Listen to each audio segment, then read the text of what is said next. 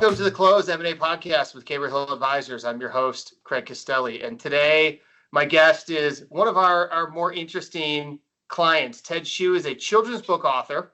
He's a competitive marksman. And he's the founder of Horizon Services, which is now part of the 4M portfolio of companies. Ted, let's just start at the beginning. You founded Horizon in 1991. Tell us, what was the idea and why did you think it would work? Well, Craig, as a 22-year-old at the time, you don't have a lot of ideas. We just wanted to get a result, right? We didn't even think in terms of success or failure. We just did something, and whatever we got, that was quite a reward for us. That we were actually doing something, and then as time went on, we expected just a little bit more each time, right? Yeah. Just grow a little bit as you go, a little bit of iteration. Did you always know you wanted to be an entrepreneur, or how at 22 did you decide I'm going to start a cleaning business? Yeah, I was talking to somebody recently, and the commonality with entrepreneurs is they're generally combative and non-compliant. And, when those two characteristics, your job prospects aren't good. Yeah. No, I know a few who fit that profile for sure. So what was most critical to your success along the way? With the theme of, the low key start, right? Looking back, I've always asked myself, and it's definitely low expectations. Success and failure is really subjective. It's how you choose to define it and then, respond to it afterwards. So if, in the early stages, you don't set very high expectations for yourself because, it's a pretty low risk environment during those days, you're not going to put yourself out of business, and as you go on, it's kind of like an inverted curve, right? As you go on, it's your duty to raise those expectations, but then they're proportionate to, where you are in your entrepreneurial life. And, that's where people have it backwards, right? Mm-hmm. Yeah. So unpack that a little bit. How do you see the way you ran the business changing as you grew and developed in your own entrepreneurial life? Well, I mean, it's when people compare, themselves to other entrepreneurs and, unrealistic things. That's where they introduce 99% of the anguish. Totally unnecessary. It doesn't need to come into the picture. Hey, we could be honest. Many of us are not in the top 1% of achievers, right? But consistently, all the people who follow this pathway are in the 1% of wealth. That's Mm-hmm. always out there. How do people do it? You give yourself a break. Continuing on, in my volunteer work, consulting with hundreds of businesses, um, this is always the key factor, just taking it slow and, allowing yourself to build that success and spending the time. It's really about allowing the time to get the scale.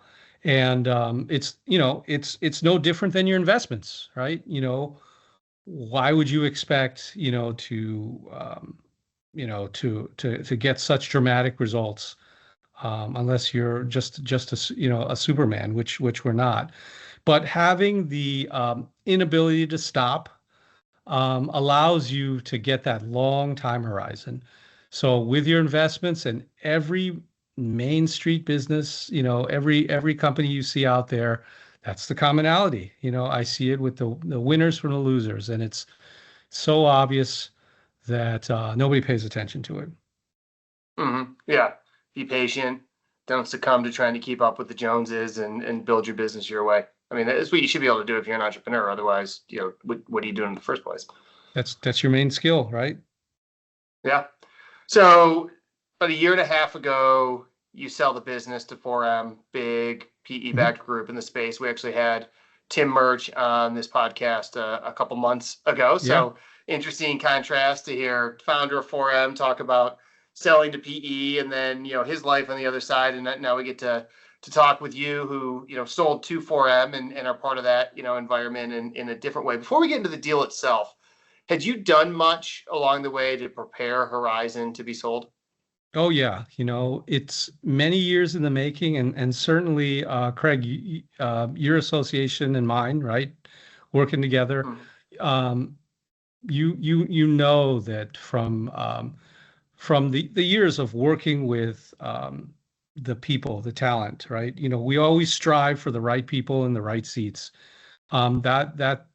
That is always, it's hard to make up for later, even up to the last 9 months. That's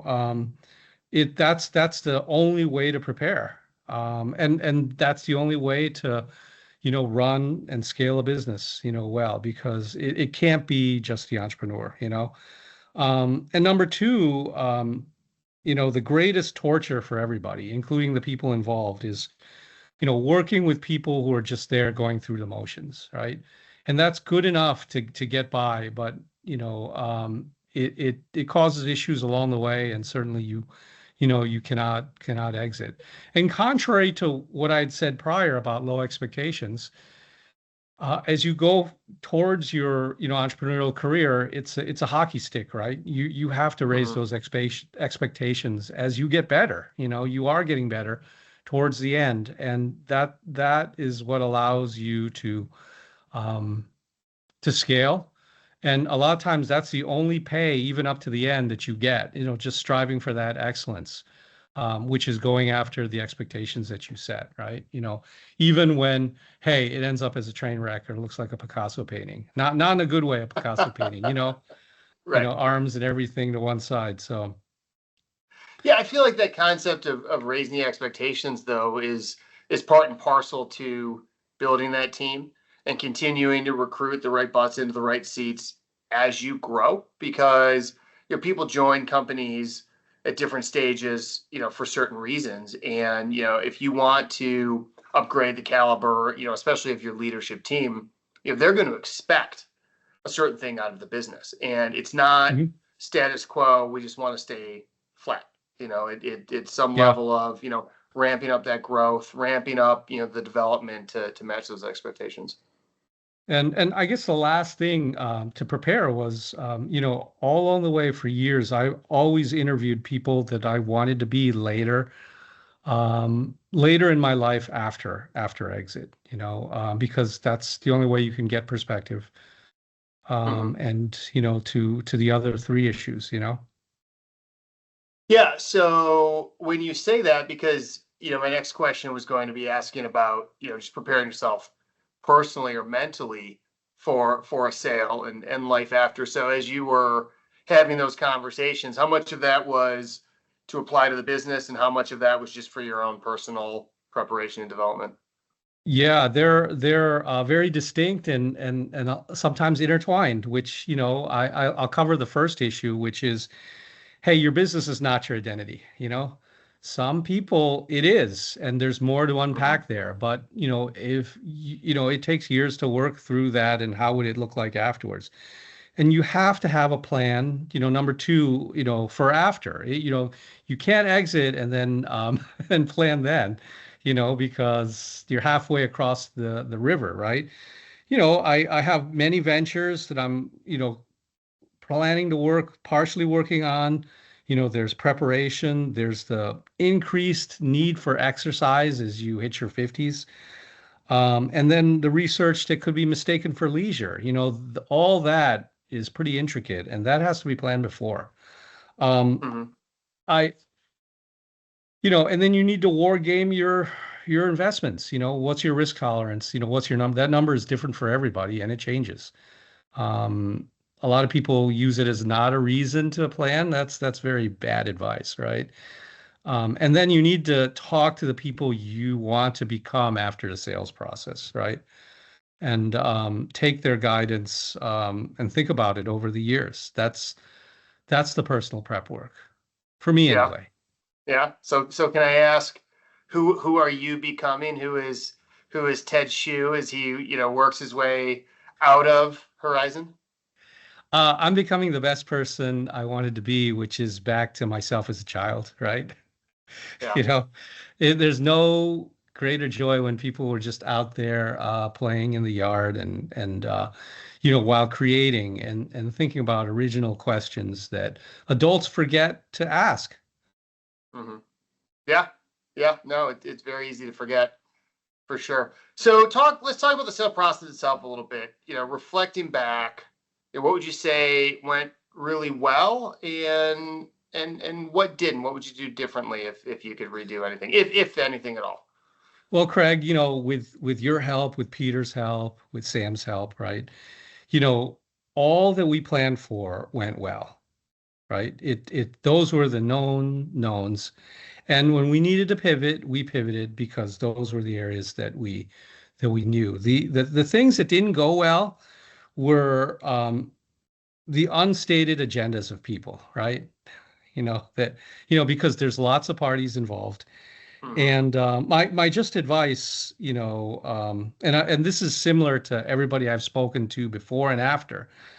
My advice is pay attention to people who have nothing to say, right? Because it's not that they have nothing to say; it's what they have to say is unspeakable.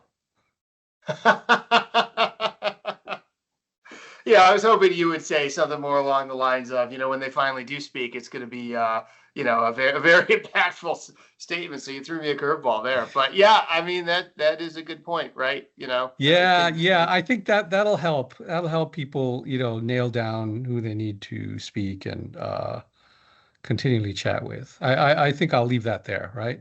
Yeah, fair enough, fair enough. So, you look great, you look relaxed, you seem happy.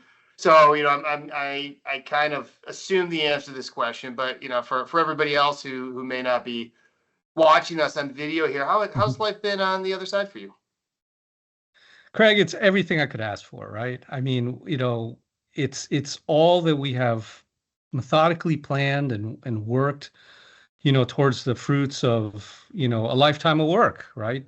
And I speak on all the people that have gone through the journey and they've uniformly gotten the same results because they've controlled and managed all the micro factors, the things that come up and so we get the result we wanted.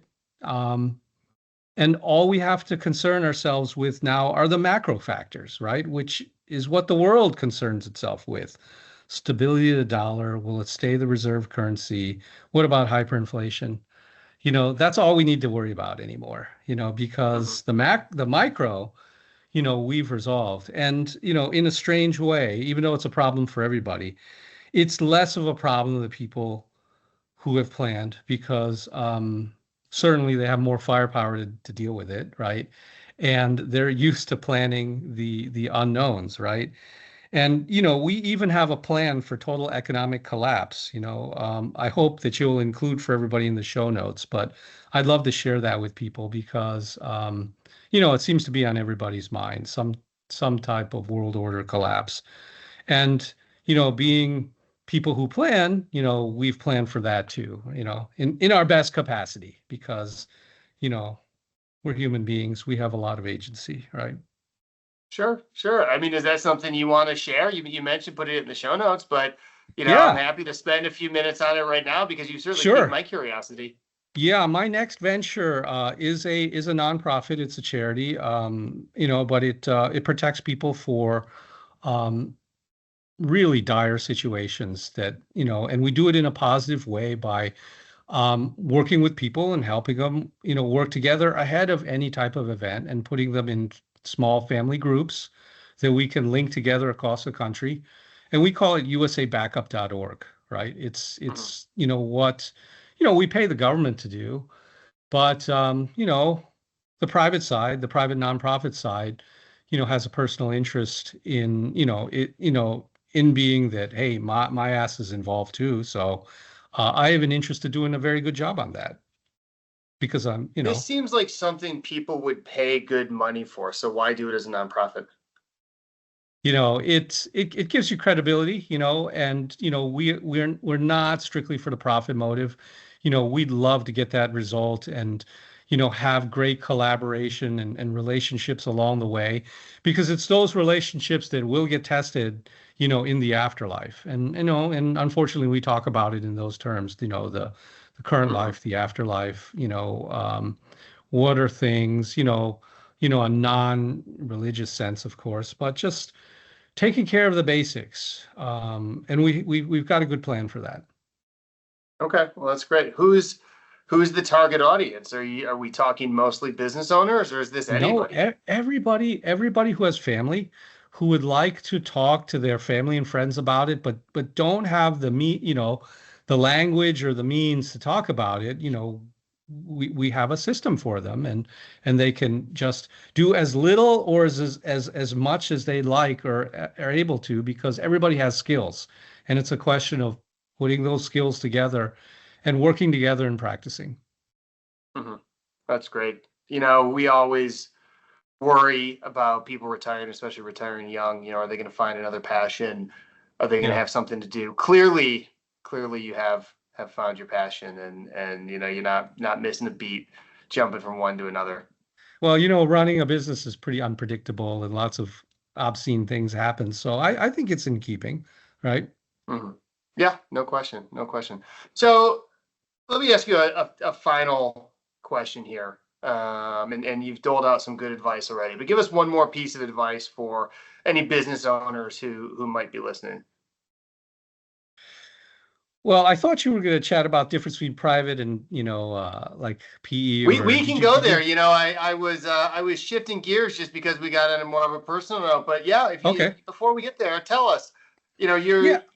You're almost out, but you have spent the last 18 months making that transition from owning your own business to working for a PE backed business, which has very high expectations, very very demanding. So talk about kind of compare contrast the differences between those two states, the journey you've taken acclimating to being into this new environment, all that good stuff. It's been a great journey with Tim Murch and his team, and with all of them every day, all throughout the country. And I really enjoyed my time because, they are real professionals as they represented. And I understood, from the get-go, and it's just been pure joy. So with that said, if you, in your business, if you had cared about systems and which allow you to scale, your growth, and you care about learning, you're not going to see any difference, right?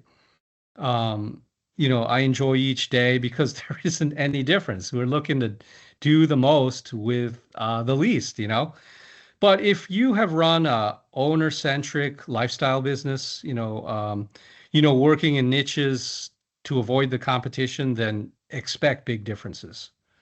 But in keeping what we've been talking about since I was 22, and I would say the majority of business owners, in keeping with day one advice, why would you have handicapped yourself and put yourself in that position to run anyway? So I think it's all good.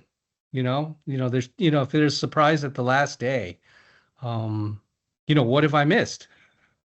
Right, right. Well, you know what? That's great to hear. I mean, Tim is a stand-up guy, so no surprise to hear that things have gone well. It was pretty clear that was a good fit right from the beginning. But you bring up a great point because so many owners do run these as you put it, owner-centric Mhm. businesses and don't fully develop the systems. Or they develop systems that work exclusively for them, and not for the business overall. And that does make it more challenging when you try to integrate into Yeah. a larger business that can't run if it doesn't have the right systems in place. And the worst part is it's not fair for your people, your team who've been loyal for years, you let them down as a leader. Yeah, they bear the brunt of it. Yeah, unfortunately. All right, now can we get that piece of advice? Yeah, yeah. So Craig, I've been dead serious about everything I've said. This transcript is available in print for everybody to read. I have no more advice to give. If there was advice, I would have said it. Hmm. If you, out in the audience, if you read it and you do it, what we talked about over time, the same advice that many have shared with me, right? Your results are going to be exactly similar. There's no trick advice. I'm not going to tell you call Mr. Big at 830 something something. There's no such thing. You're Mr. Big, right? Just read the words. They're boring, they're repetitive. But there's nothing else. There's nothing else to do. We've just done it for 35 years. That's all. Like every 99% of all the other people that successfully transitioned. Yeah. I mean, that is why a lot of business books and a lot of speeches ultimately in one way or another talk about a lot of the same concepts, because there is no magical elixir that only a few have discovered. If there was, I'm pretty sure somebody would be selling it to all of us right now. So, Ted, this has been a lot of fun. Tell us the web address again of your new organization, and if someone wants to get a hold of you or find out more, where should they go? Yeah, it's usabackup.org. You can find us on the web, or reach out to me personally at. Am I okay to give my cell number out there? If you are okay with it, I'm okay with it. 860-729-2860. All right, there we go. Ted Hsu, Horizon, and so many other things. This was a lot of fun. Thanks for being a great client. Thanks for joining us, and thanks everyone for watching us on The Close. Craig, thank you for everything.